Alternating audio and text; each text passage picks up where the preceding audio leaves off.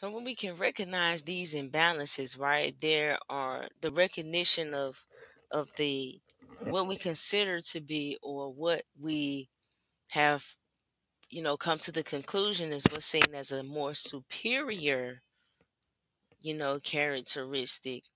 That's what we develop. It becomes more reliable. It's something that we can have under our control at will.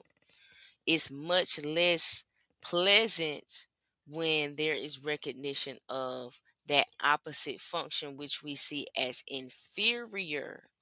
This is the makings of the shadow.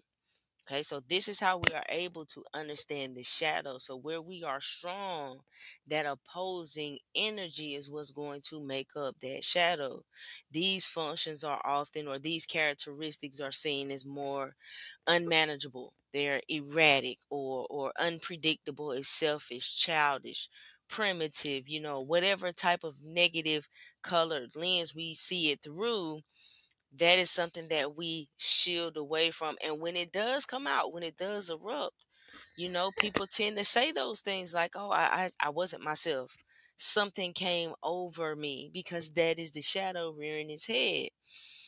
And it is much, and understand, when this happens, it is just as much a surprise for those individuals, because they themselves, are unconscious of this very thing within themselves.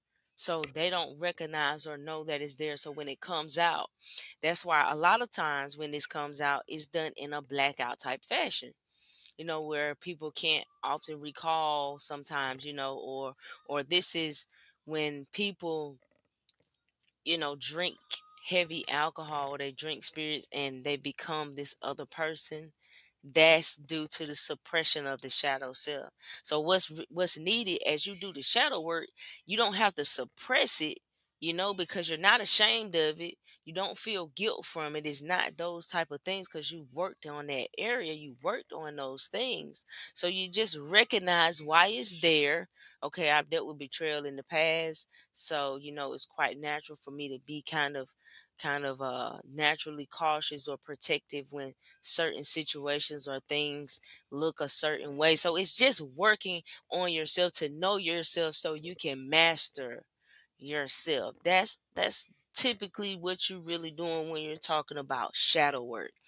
Because when you're talking about the opposite traits or the opposite characteristics, that's when they say opposites attract. When they say people who are healers or empathetic healers, and they attract narcissists, and it's because there are things about that narcissist that you need to incorporate more in your personality, because that's what's hidden in your shadow. And all in a sense, in the same, that in reverse has to occur at the same time.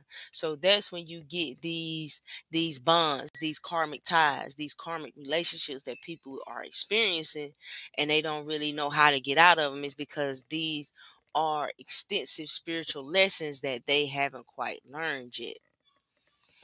So those opposite functions or those opposite traits, they are opposite because they cannot work together. It's like oil and water. You may need oil and you may need water, but those things don't work well together. You can't put them in a bottle and expect them to mix, because they won't. So, like we stated before, feeling and thinking. Those are two, and it's like that because those are two totally distinct modes of evaluating and recognizing experience. There are two different modes of experience. Feeling is subjective and it's performed without logic. It's based on personal response, while thinking is objective and is dependent on logic at the expense of personal response. So when you look at the air element, look at air and how it travels anyway. Okay, you cannot contain air. Think about air. Think about how high air can go, how much air is all around us, right? And then look at water. Water must flow. Water is at ground level. So you can expect water to see from the same perspective of air. They're two totally different means of experiencing. So it's hard for them to be able to understand each other unless enough effort is put in. That's why you should never allow astrology to determine the compatibility of a relationship, because it solely depends on how much those individuals want to work at that relationship, because all relationships are work in general. So if there is enough compassion and love that is present to be understanding of each other's perspective and not try to dominate or control, then absolutely any zodiac signs can be together. So the zodiac, because the zodiac signs are only a means of giving you hints and clues to your own psychology, your own astrologic, because we have to come to the realization that we don't all see things the same. We are not all experiencing the same reality. So we possess both feeling and thinking, right, in potential, but we use them in different aspects in different times, and some people rely on one some more than the other. And if we're being quite honest, it is very difficult to use both of them at the same time. It requires a very special spiritual skill to have one align heart and mind. Okay. My son is so loud now, y'all. I don't know if y'all can hear him or not, but but you can't use them, or I won't say you can't, but it's fairly hard or fairly difficult to use them simultaneously. Now you can use them, you know, in a sense of backing them up. You can back one up with the other, you know. And a lot of people, what happens is a lot of people, they base their values on one, and they do not nurture or have any means of utilizing the other, thereby creating that shadow, which is when it erupts, or when it comes out, when it shows itself, is to know, like, the individual doesn't know any means of what to do or how to go about handling it, because it's just been suppressed instead of acknowledging that it's there, working that energy or thing, so to speak.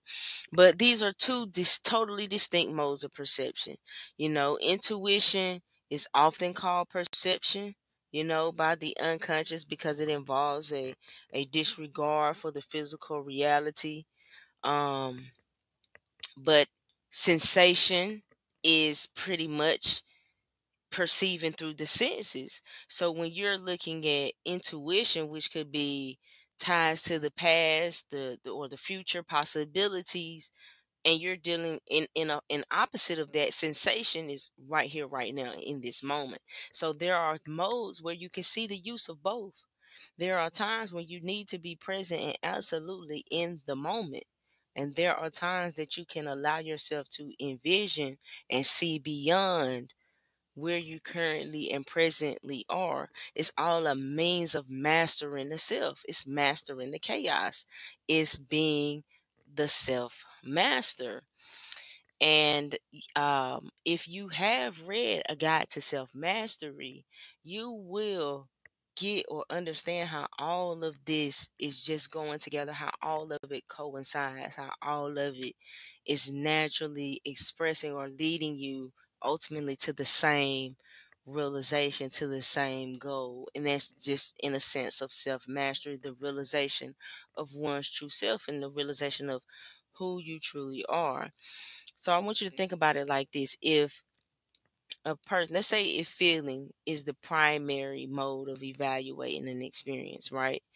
And in that sense, if feeling is the primary mode, if that person primarily has, their reality is attuned through feeling, then they are going to thinking is going to be an inferior quality for them. It's Which is usually expressed as opinionatedness. So if thinking is the primary mode, then the feeling is going to be seen as inferior. And that's going to be expressed as coldness, because that person is not going to have, the sense of feeling, right? And if intuition is the primary mode of perception, then the sensation is going to be seen as the inferior. So, and that's going to be seen as carelessness or being impractical. you know? And if